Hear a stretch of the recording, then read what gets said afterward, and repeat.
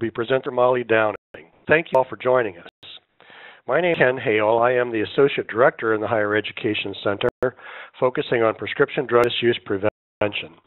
Before I start Dr. Downing, I'd like to go over a few technical points relating to this webinar and provide an overview of the Higher Education Center.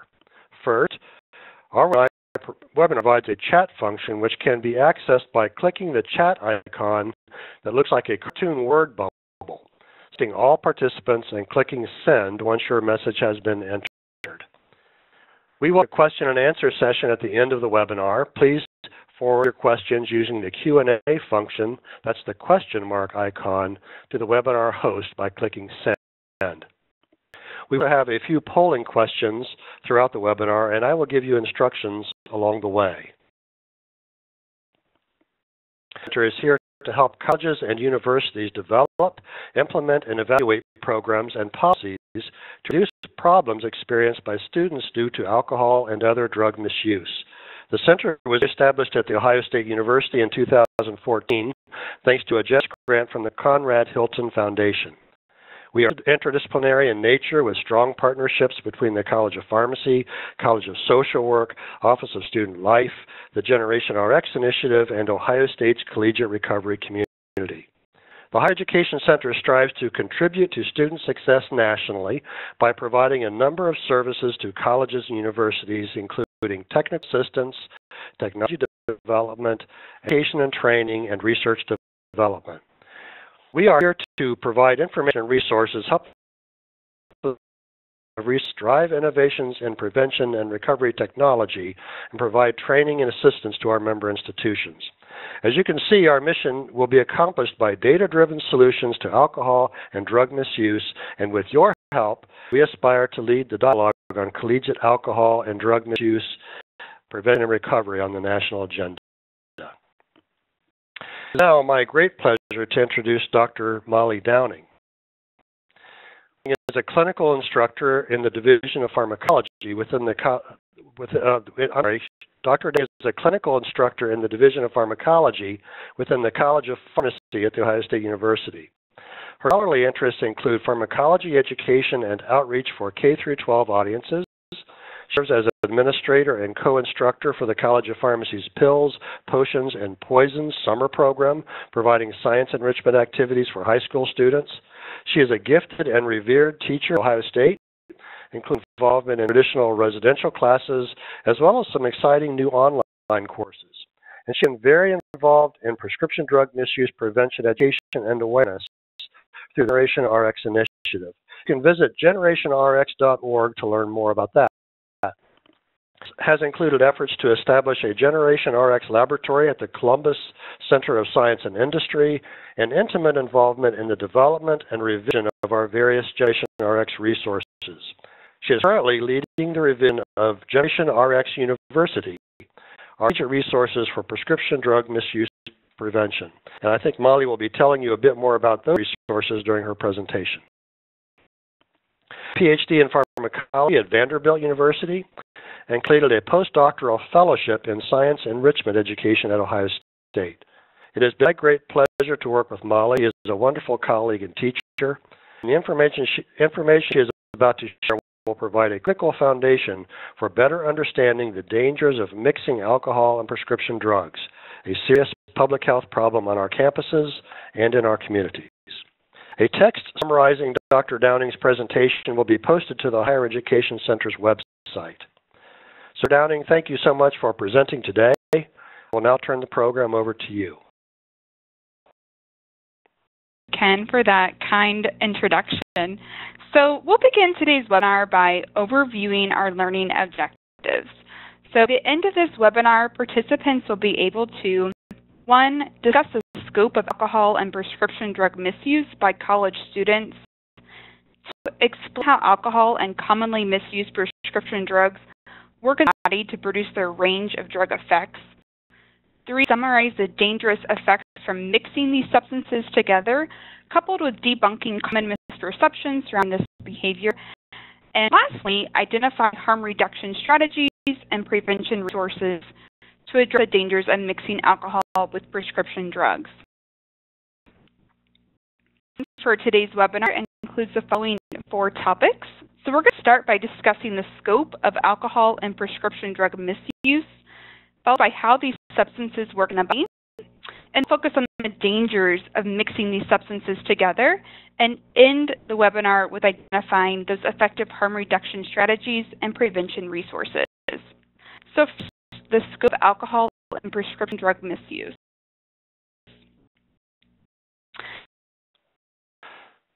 This is Ken Haleback. We're going to start with our first polling question for Dr. Downing. And I'm going to give you instructions for this one, and there'll be several more to follow, and Molly will cue you then. So you will see the question for Dr. Downing's polling slide on the right side of your screen. Your responses are completely anonymous, but once you click your answer, you cannot change it. So let's first of all talk about what represents prescription drug misuse, and I'll turn this back to Dr. Downing. She can describe these, but once you start the polling, you'll have 15 seconds to give your response, and then the polling will be closed. Back to Dr. Downing.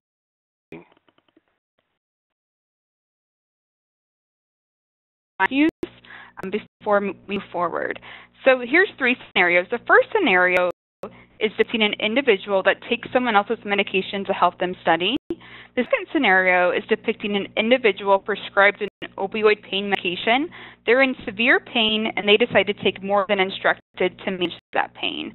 And then the last scenario is depicting an individual that shares their prescription medication with a friend who is experiencing the same health problem.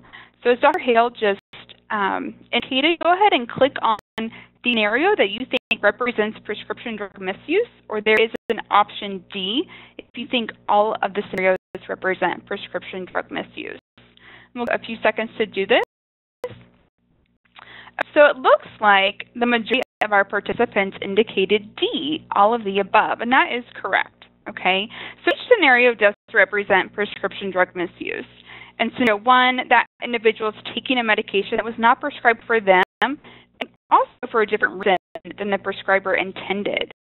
And so 2, the individual is taking more than prescribed, and in the last scenario, that individual is sharing that medication. In this webinar, I will define prescription drug misuse as engaging in any of these 3 behaviors. More of a prescription medication than prescribed, taking a medication for a reason different than prescribed, or sharing or taking someone else's prescription medication, again, regardless of intentions. So that we have defined prescription drug misuse, let's kind of talk about the scope of prescription drug misuse as well as alcohol use by college students. Here's our second polling question. What do you think? The majority of college students, the majority being 75% or more, have they A, consumed alcohol in the past year, B, misused prescription drugs in the past year, or C, engaged in both of these behaviors? So now what you think by answering the polling question.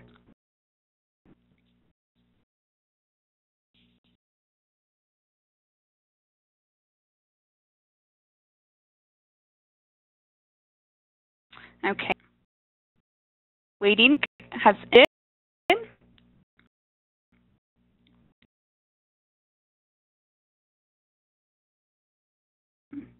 Responses, but we just assume that, oh, there we go.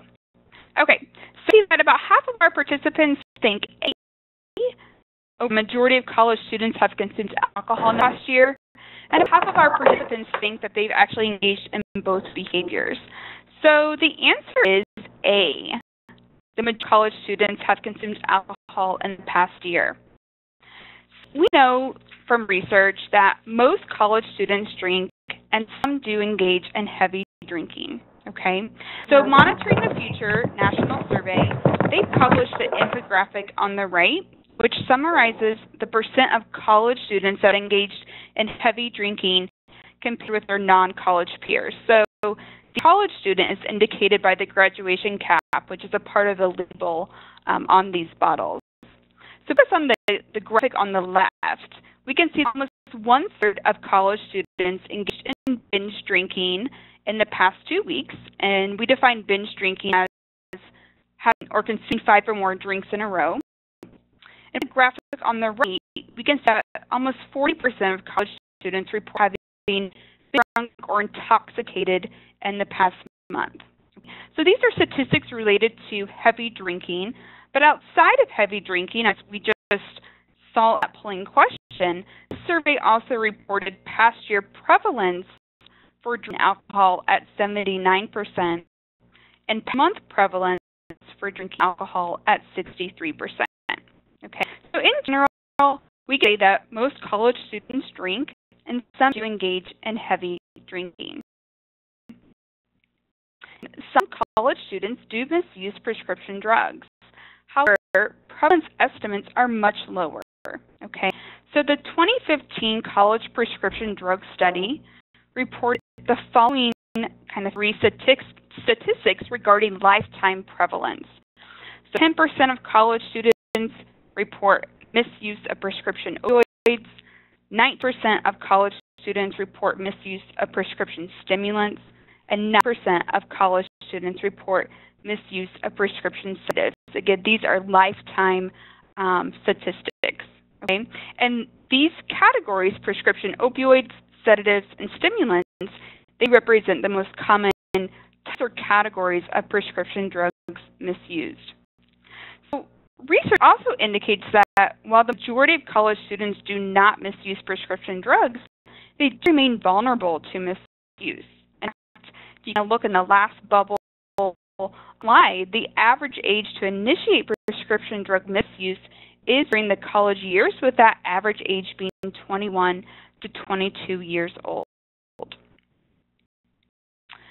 To summarize this first part of the webinar, we know that college students drink, with roughly 1/3 engaging in heavy drinking. We know that most college students safely use prescription medications, yet all remain vulnerable to misuse. And research tells us that most or the most commonly misused prescription drugs are prescription stimulants, sedatives, and opioids. To understand the dangers from mixing these substances together, let's discuss how these drugs work in the body. The second part of our webinar is the pharmacology of alcohol and commonly misused prescription drugs, which is really just considering how do these drugs work in the body. Pharmacology 101. Okay.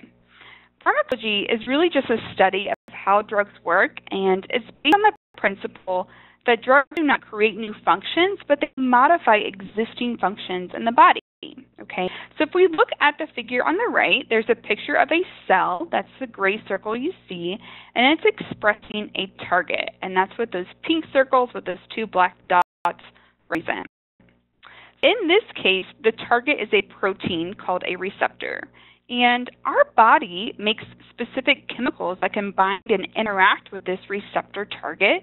And those are represented by kind of this dimensional circular pink shapes. And what they do is they just modify this function. Okay, so we can design drugs that act just like these pink chemicals, and they can interact with a specific target to elicit the same cellular response.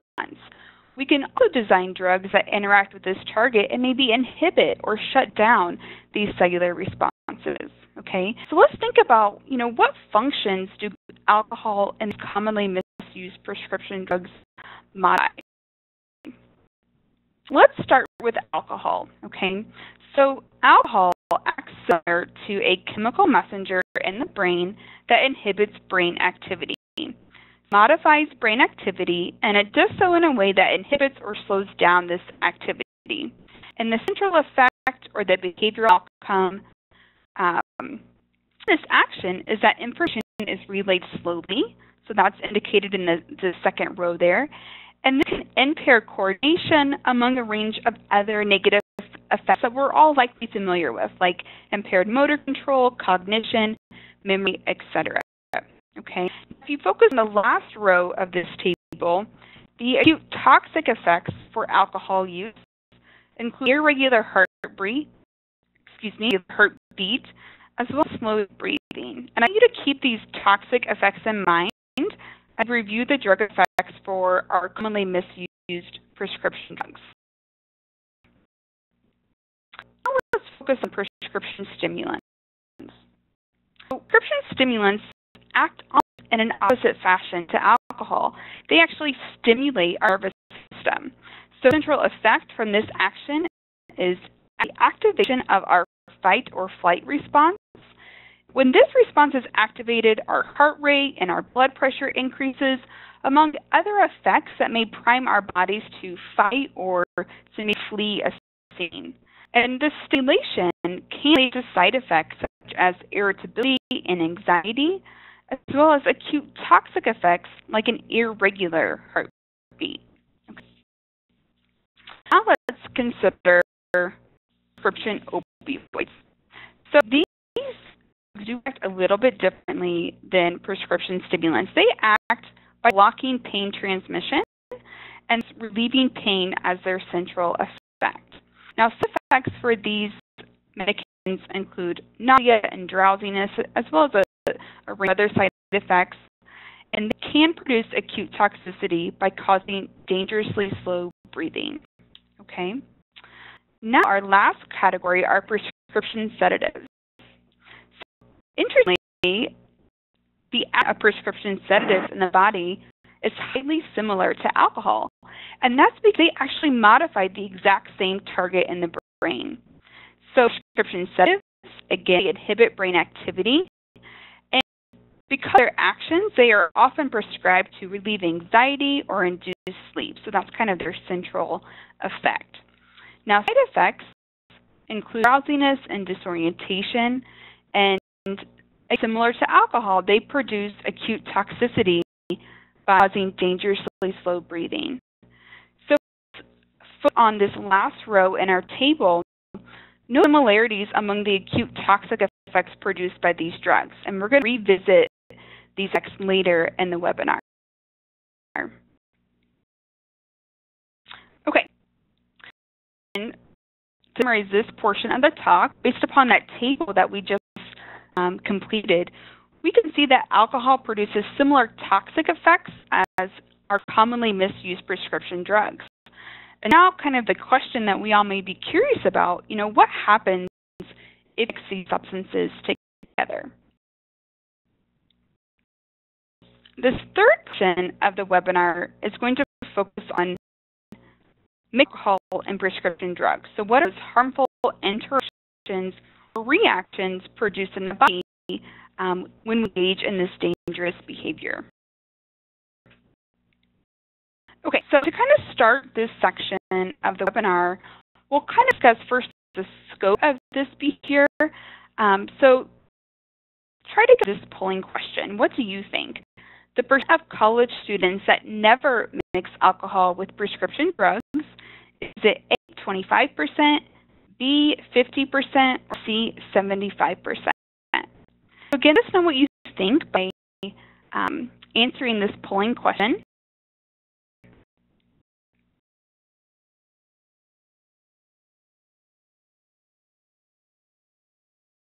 Like the poll has ended, and we'll just wait for the results here.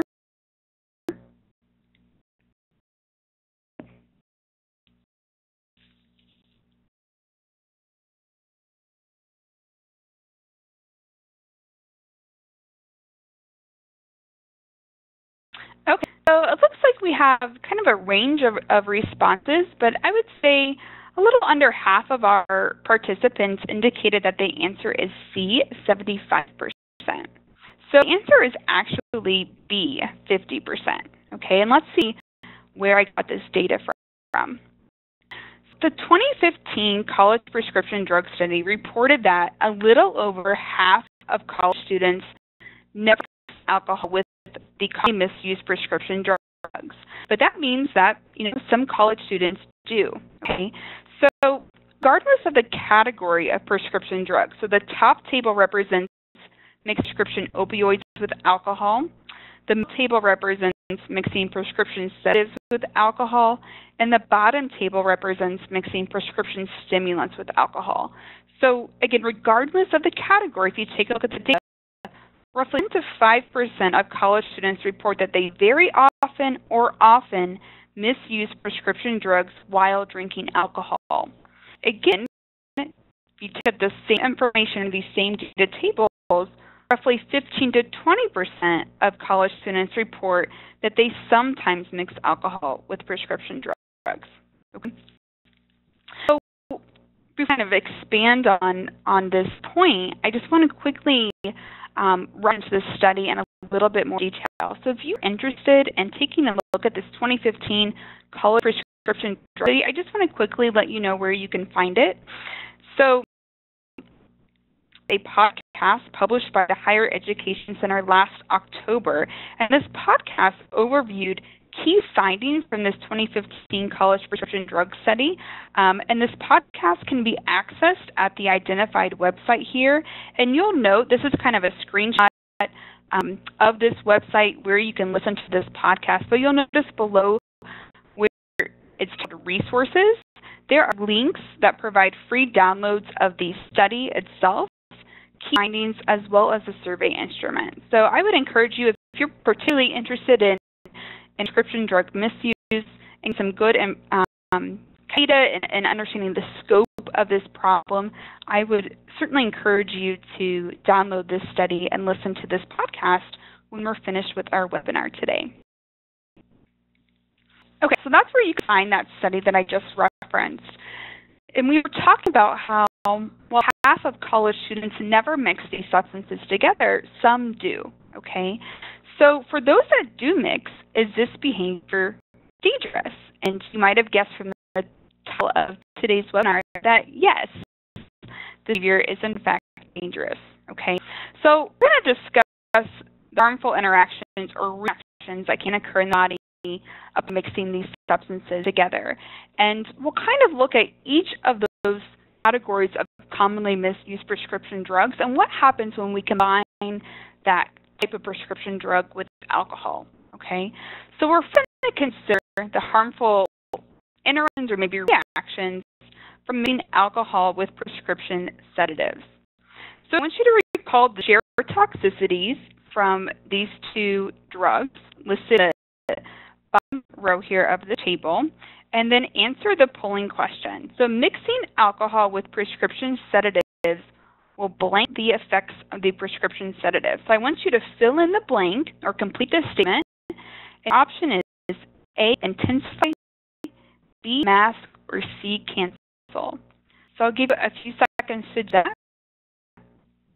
And I'm going to discuss the answer and elaborate on it in a little bit more detail. Looks like the poll has ended, so we'll just wait for the results to come up.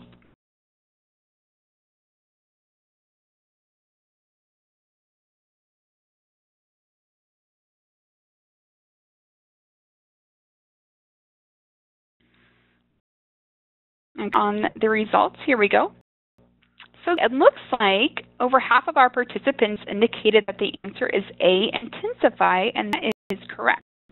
Okay, so alcohol intensifies or worsens the adverse effects of prescription sedatives. In fact, this warning appears as an auxiliary label on prescription bottles that contain maybe prescription sedatives and benzodiazepines and other medications of that sort. The yellow label you see in the picture in the top right of this slide. And this table that you see on this slide summarizes some of those possible reactions from mixing alcohol with prescription sedatives. Again, those possible reactions include drowsiness, dizziness, impaired motor control, and slowed or difficulty breathing. And we're going to talk about that last reaction of slowed or difficulty breathing in more detail in a little bit. So the reactions represent those expected side effects from the prescription sedatives. And again, alcohol intensifies or worsens these effects. Okay, so this, you take a look at the first column in this table. It identifies the reactions for medications prescribed for anxiety. If you take a look at the brand name of some of these medications, many of them are categorized as benzodiazepines. I kind of referenced that earlier. But the same reaction can occur for medications patients prescribed for sleep problems as well. Again, because alcohol and prescription sedatives share that similar mechanism of action in the brain, alcohol will intensify the effects of these prescription sedatives. Okay, let's do a similar exercise now with prescription opioids. So again, recall the shared toxicities from alcohol and prescription opioids and identified in that last row of this table. And again, answer a similar polling question. Mixing alcohol with prescription opioids will blank the effects of the prescription opioids. So our answer options are the same. We can indicate A for intensify, B for mask, or cancel. So go ahead and let us know what you think.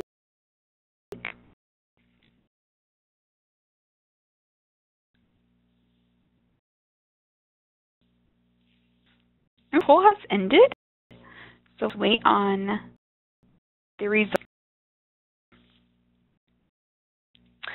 Realize that, again, because the acute toxic effects are similar, that prescription opioids actually intensify the effect of alcohol as well. And that's what the results indicate. So again, almost half of our participants indicated that the answer was A, intensify, and again, that is correct. So, and like prescription sedatives, with alcohol with prescription opioids, we intensify or worsen the adverse effects of the prescription opioids. So again, if you look in the last column of this table under possible reactions with alcohol, you'll see things like drowsiness, confusion, sedation, and slowed breathing. Okay, so before we move on to discussing the harmful interactions for mixing prescription stimulants with alcohol, I just want to make a few more points or discuss in a little bit more detail this reaction of slowed or difficulty breathing. So it turns out that our brainstem controls breathing, okay? And this is identified, we take a look at the arrow on the right, it's identifying the breathing control centers that are part of our brainstem.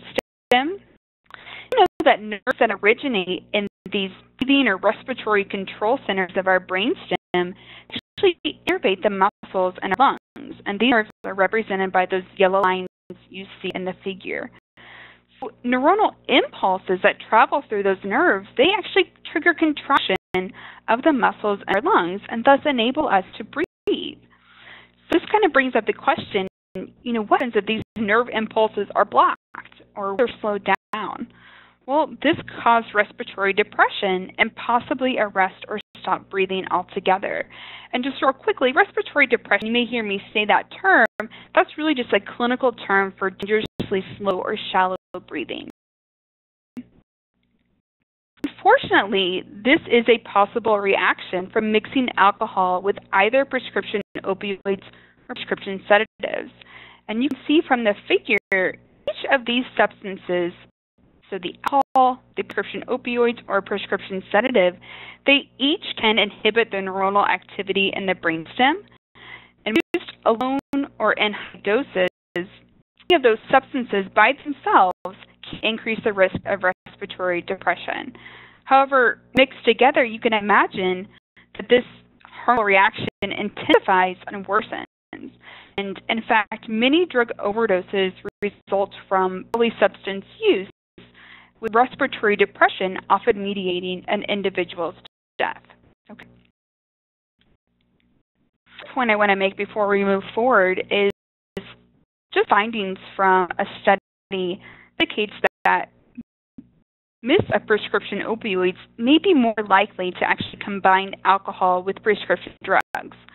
So, for example, if we look at the data in this table and we focus on the data highlighted in the green box at the bottom of the slide, this data represents the number of drinks consumed per drinking day for college students. And this data is indicated for college students that only drink, so that's represented by the first arrow. The second arrow represents college students labeled non-concurrent users. So these are college students that they drink alcohol and they misuse prescription opioids, but they don't mix them together. So they don't do it at the same time or on the same day. And lastly, we have data that represents concurrent users. So these are college students that do mix alcohol and prescription opioids together.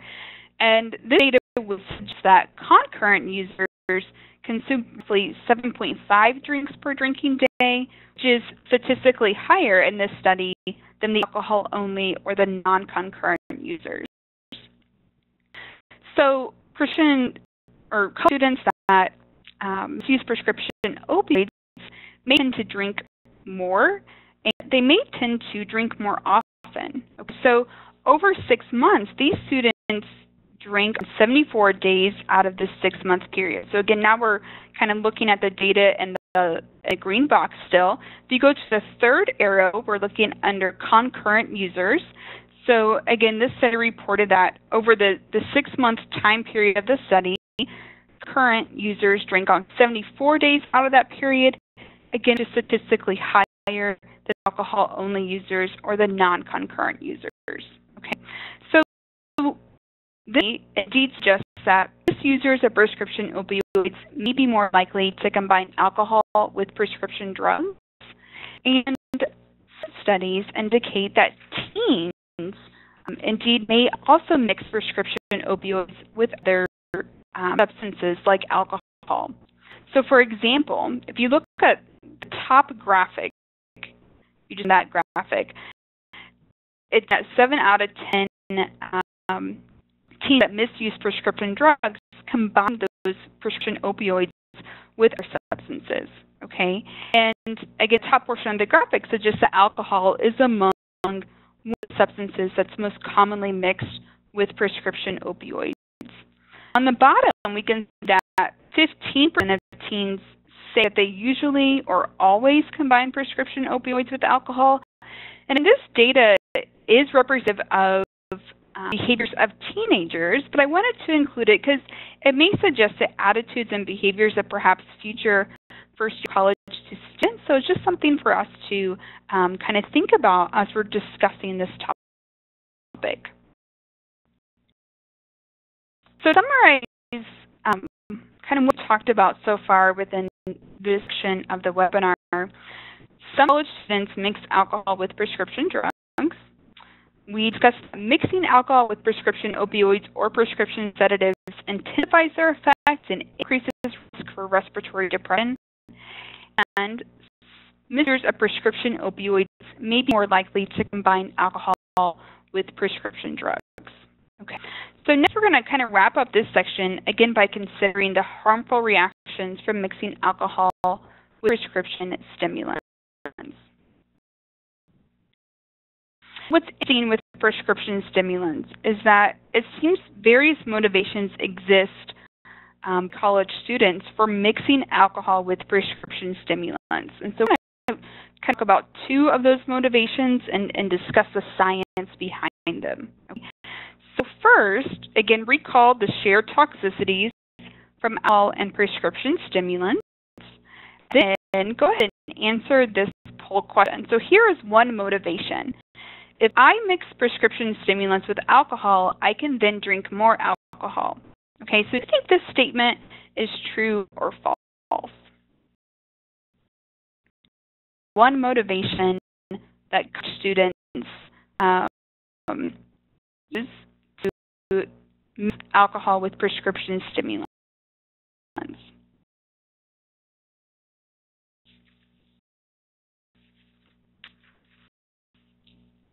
So our polling question has ended, and let's see what you guys think.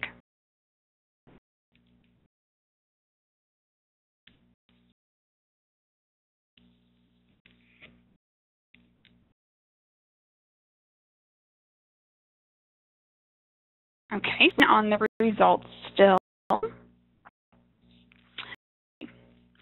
Most of you indicated that you believe this statement is false, and this statement is actually true. Okay, so let's talk about why. About the problem with this statement. So the problem is that prescription stimulants, they do mask the body's natural warning signals of oversedation. And what that means is, as a result, an individual is receiving the natural warning signal of sedation because the prescription stimulant is masking it, then their body's kind of tricking them into believing that they can drink more alcohol. Okay, so that motivation, there is some science to support motivation, but again, the concern and the problem, and again, because that prescription stimulant is masking that natural warning signal of oversedation, an individual may be able to drink more, and as we talked about earlier, at high doses, alcohol can increase the risk for dangerously slow breathing and respiratory depression. So this is a potential outcome from mixing prescription stimulants with alcohol. That is the first motivation.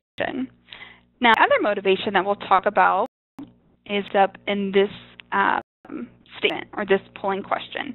So true or false? It's safe to mix prescription stimulants with alcohol because the effects cancel each other out. So do you think that is a true statement or a false statement?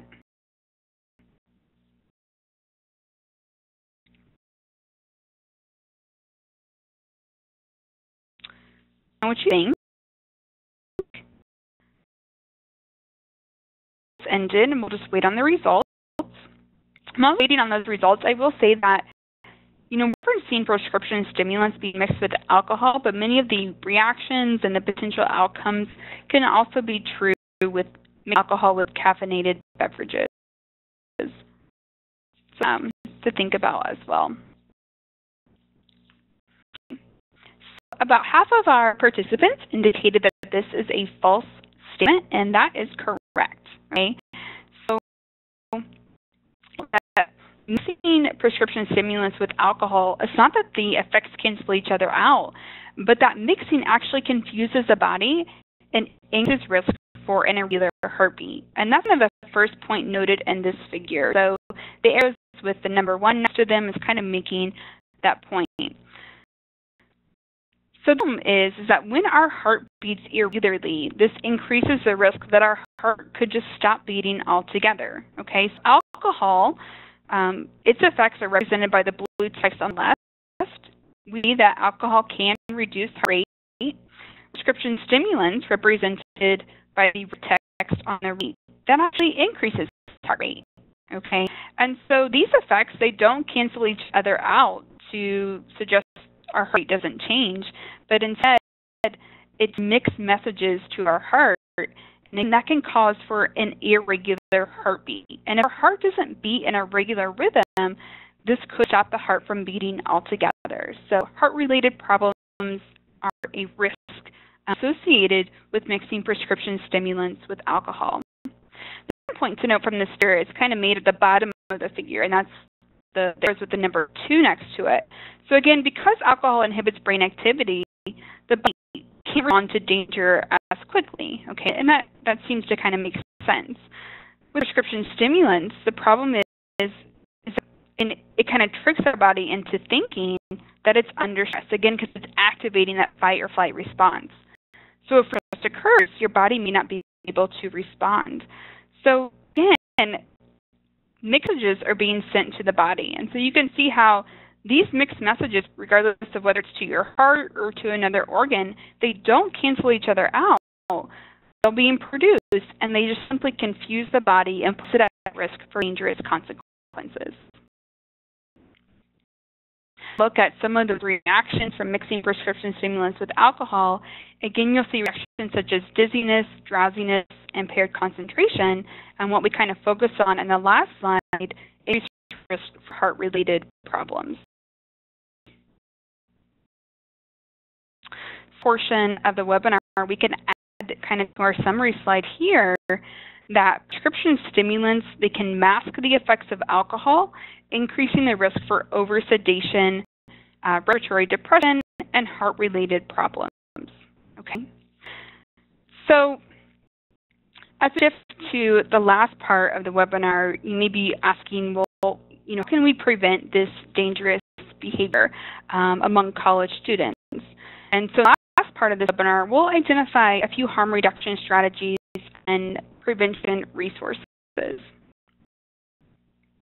Okay, so before we specifically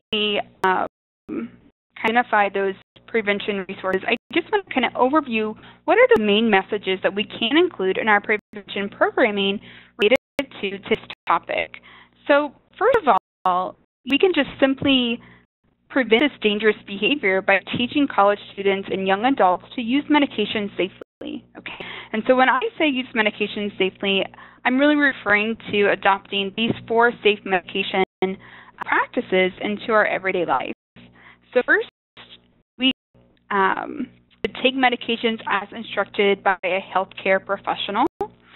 Second, share or take someone else's medication.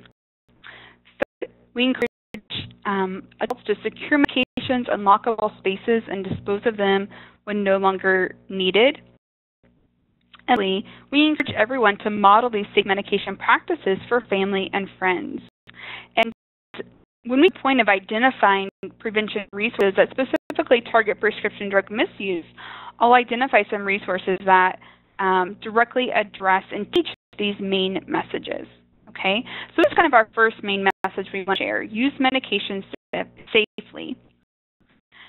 Main message to share is remember that while some things mix well, like peanut butter and jelly, some things don't, like alcohol and prescription drugs. Okay, so if drinking, do not mix alcohol with other drugs or with caffeinated beverages. Again, as I kind of indirectly made the point, those reactions that result from mixing alcohol with prescription stimulants can occur when we mix alcohol with caffeinated beverages. This message can be supported with some of the content we discussed earlier, where we identified those harmful reactions that can occur when we mix these substances together. The message we encourage you to share in your prevention programming is that if you are taking a prescription medicine, avoid drinking alcohol. Okay, and in fact, we encourage all adults to always talk with a healthcare provider first before taking additional medication, even common over-the-counter products or drinking alcohol. Okay. So are kind of the main messages. Again, we encourage you to share, and you can discuss and expand upon these messages in prevention programming, focus on either alcohol or prescription drug misuse. And through the Higher Education Center's website, which again I've pulled up kind of a screenshot of that website, you can access a variety of prevention resources. So if you specifically visit the link that I provided at the bottom of this slide, that will take you to our prevention section. An example, if you click on alcohol, what you'll find is a list of prevention resources. Okay. Now, some of these resources include surveys. So, for example, the 2015 College Alcohol Survey is provided here. Monitoring the Future, that survey is provided here. But you also find prevention strategies that target maybe specific events like tailgating, stadium alcohol management, etc. So there's just a lot of good information here. And one resource that I just want to take a minute to highlight is the College Alcohol Intervention Matrix. So that's what this arrow is pointing to. This is pushed by the National Institute on Alcohol Abuse and Alcoholism, or NIAAA. And if you click on this link, it will connect you to a 30-page resource. And this resource contains a matrix-based tool that allows college campuses to use research-based information to inform decisions about alcohol intervention strategies. Okay. So I'll just overview the 2 matrix-based tools that are included.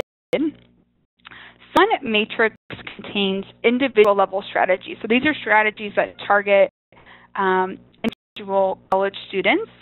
And this matrix, this tool, identifies these strategies and kind of organizes them based upon effectiveness. So that is the row header that you can see. So that is the column header, excuse me. It also includes additional factors like implementation barriers. So this resource overviews each of these different individual level strategies. And then the other matrix are mental level strategies. So these are strategies that focus more on targeting your campus community and the student population as a whole. They're kind of categorized by effectiveness, based on the row header, cost based upon the column header, and then provide additional information. You can certainly access this resource through the Higher Education Center's website. You can also find other information about these strategies at their website, which is collegedrinkingprevention.org, and I included it on this slide. This is a very comprehensive prevention resource that I encourage you to look at that targets alcohol use. When we're about prescription drug misuse, again, if you head back to the Higher Education Center's website, and now if you click on prescription medications, a list of resources will be provided. Most of these resources, the ones that I've kind of highlighted in the section here, they're brought to you by Generation RX, and Dr. Hale kind of talked briefly about Generation RX when he introduced this webinar, and I just want to kind of expand upon those messages in a little bit more detail. So these resources brought to you by Generation RX, you can certainly access them through the Education Center website, but you can also visit generationrx.org, where you can same resources as well as additional information about prescription drug misuse. So it's familiar, Generation RX is an educational initiative developed in a partnership between the Ohio State University College of Pharmacy and the Cardinal Health Foundation. And it educates the public, including college students, about safely used prescription medications in an effort to prevent their misuse. And part of this initiative includes Generation RX University, and Dr. Hale referenced this. And Generation RX University, it just represents a collection of free prevention resources that target college students, and they can be accessed through the Take Action section that you can see kind of at the top of the screenshot of this website. And one note I want to make is that we are in the process of updating these resources, and they will be available for use in early 2017. So if you come back to this website in January or early February, you'll see a whole list of new resources that are part of Generation RX University. And I just wanted to take a quick minute, this is the last thing for our webinar today, to preview the themes and the types of resources that you're going to find in Generation RX University. So for all, the resources, again, that will we will post in early January, they do focus on 3 themes. So if you take a look to the left, the first PDF that I've highlighted, this is a facilitator guide that's going to be included. And that first kind of gray call-out box with the arrow pointing to it identifies the themes that these resources focus on. So the first theme is general medication safety, and these resources, they're designed to educate college students and young adults on how to safely use medications. So they focus on those 4 safe medication practices that we just talked about. Also emphasize why incorporating those practices into your everyday life is important. And we do highlight the interaction of mixing alcohol with prescription drugs and why that's such a dangerous behavior. For these resources are prescription opioid pain relievers. Okay, so these resources are going to focus on how opioids in general mediate dependency and addiction. They provide guidance on how to safely use these products if you are prescribed a prescription opioid. And lastly, it talks about how to take action in a drug overdose situation. Our third theme focuses on prescription stimulants. So resources are going to address common misperceptions related to the misuse of prescription stimulants specifically, and more importantly, introduces skills for how to turn down invitations to misuse, as emphasize positive alternatives to facilitate academic success. So these are 3 themes, and if you now shift to the PDF on the right side of the slide, again, the other gray color box that I'm referencing, the types of educational resources that you're going to find that connect to these 3 themes are activities for use in live programming. So there is an activity connected to each of those themes. There is video connected to each of those themes. And these videos can certainly complement your live program, but they can also be shared through various digital platforms. Okay, we'll have a collection of visual aids that again connects to the messages in each of those three themes, and then we'll also have some social media content that you can share with various media platforms. Sneak peek at Generation RX University and our new resources. Again, I encourage you to come back to this website in early 2017 and take a look at these resources. To summarize our webinar, these are kind of our main take-home messages. We talk about how some college students mix alcohol with prescription drugs, that mixing alcohol with prescription opioids or sedatives intensifies their effect and increases risk for respiratory depression. We talked about how prescription stimulants, they actually mask the effects of alcohol, increasing risk for oversedation, respiratory depression, and heart-related problems. And then in the last part of the webinar, we discussed how really implementing a mixture of environmental and individual strategies can maximize prevention of alcohol-related problems among college students. And to learn more, we encourage you to visit Higher Education Center website as well as generationrx.org. With that, I'd like to thank you for your time and for participating in today's webinar. We are happy to take any questions.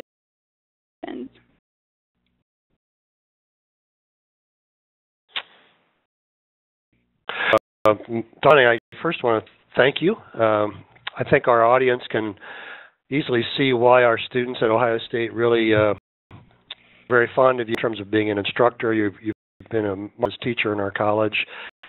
You've captured the work around our Generation RX initiative very well, but I want to point out that you've been really important in building that. So those Generation RX University resources, Molly's been leading the charge. And we really have to use them, as she has said, when they are available in early 2017. Molly, we've got a few questions for you. We've got a few minutes left in our webinar. Let me just kind of jump into those. We'll get as many as we can.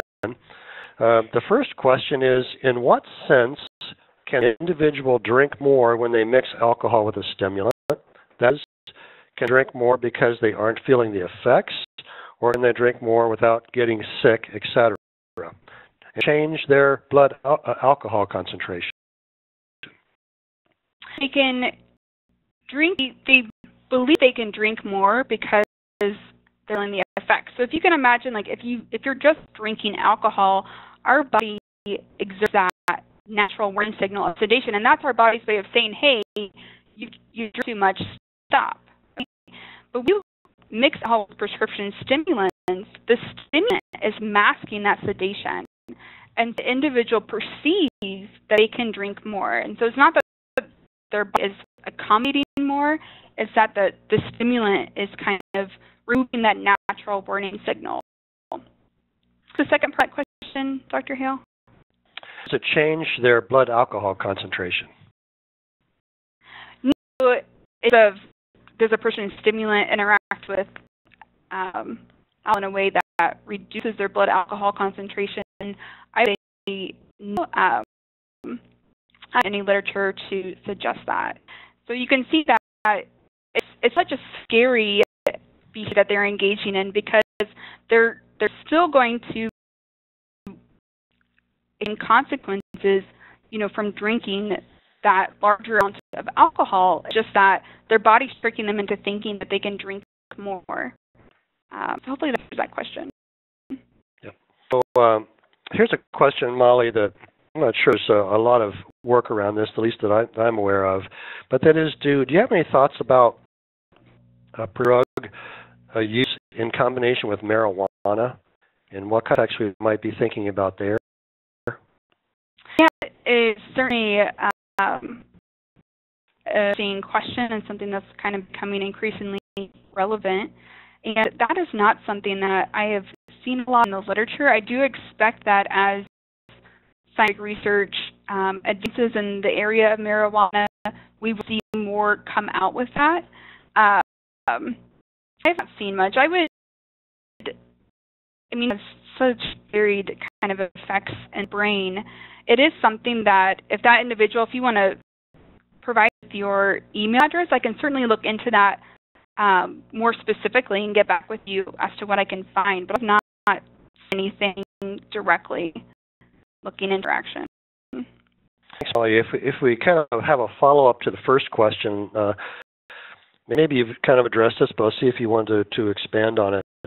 Is a safe amount of alcohol you can mix with a stimulant? Do we have metrics on relative safety of doing that?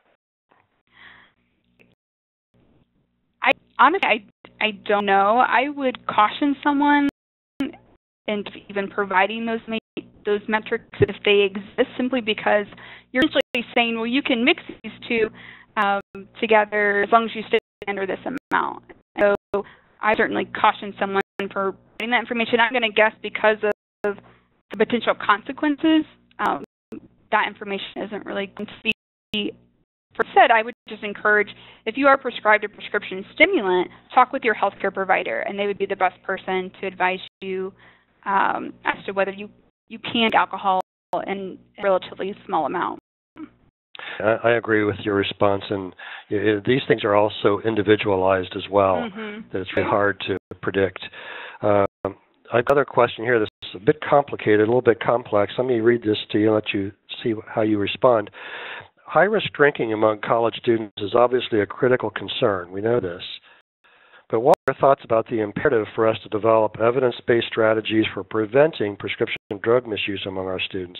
Put another way, the use of prescription drug misuse is lower, so is its prevention really something that should be of high priority on our campuses, in your opinion? Yeah, that's a good question, and I would say yes. And that's because we know, and I didn't really talk about maybe this subset of data, but we do know that the misuse of prescription medications is one of our country's most pressing public health problems, with drug overdose being our leading cause of accidental death. Prescription opioids, we know that there are chemical similarities between prescription opioids and heroin. Research tells us that an individual dependent on or addicted to prescription opioids can easily transition to heroin to experience the same effect. And so, again, as you pointed out, the majority of college students do not misuse prescription medications, but they all do remain vulnerable to misuse, because we know that average age of initiation from the college years. So although the prevalence is lower, we feel like that the consequences and the potential outcomes are so dire that it is critical to develop effective strategies to prevent this behavior in our college communities. Yeah, that kind of answer? I think so. I think you answered that very well. I think about the drug-taking culture we live in, the relative easy access to these medications and misperceptions of safety and legality. You've covered all of that. But, it's kind of really preventing a problem from happening in future lives as well. One more question. What about the details relating to accidental drug overdose deaths in the U.S. is another question. For example, is alcohol often a contributor to these deaths, or is substance use often an issue? Yeah, that's another good question. And one of the exact numbers, I do know from the literature that we can safely say that polysubstance use is definitely often an issue. And I kind of referenced that earlier. And so polysubstance use can be alcohol in combination with another drug. It can be a combination of illegal and legal drugs, or just a combination of prescription drugs. I think what the literature suggests is that oftentimes no single drug in the individual system is maybe present at a lethal dose, but yet, as we talked about, it's the synergistic effects combining those drugs that's lethal. We know that prescription drugs are involved in the majority of these accidental drug overdose deaths, with pain relievers accounting for a majority of them. So I would say saying polysubstance use is definitely an issue there. Absolutely. Well, I'm about out of time. We do have one other question. I think I'll pose an answer, Molly. You tell me if you disagree. But the question is, do we have specific data about where the college population of misusers are accessing the prescription drugs that they are getting?